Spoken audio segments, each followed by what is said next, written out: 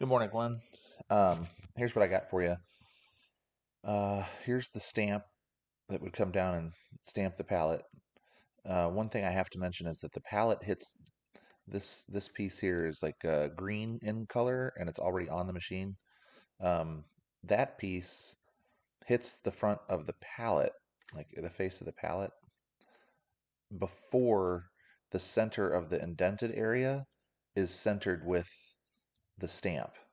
So hopefully the stamp can be moved around. I'm less than an inch off, so hopefully the stamp can be moved around on that surface up there.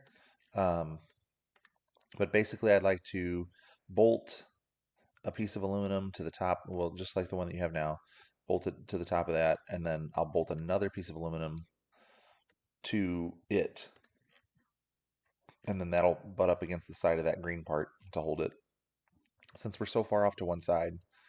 And then I'll use some shoulder bolts and I'll water jet out some pieces of aluminum. And basically, when the pallet is up, like it's not installed yet, right? So worker walks up to the machine, puts the pallet there. There'll be 2 inches for him to hit in between these centering devices, so he can kind of just place it anywhere he wants.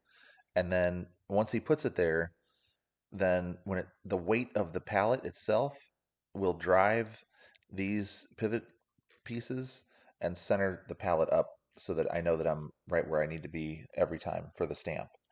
Um, that will make his life a lot easier than trying to line up little fingers with little parts of the pallet.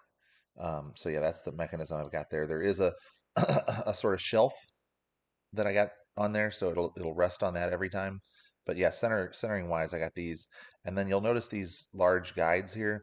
Those are steel, and I did the mass calculations on them to find out basically they they're weights that will drop down. So when a person takes the pallet off, they'll always be in this open position where you've got plenty of room to put your pallet in there, right? So they act as kind of a guide, but they're also the weight that you can see how they drop down just below the hole there.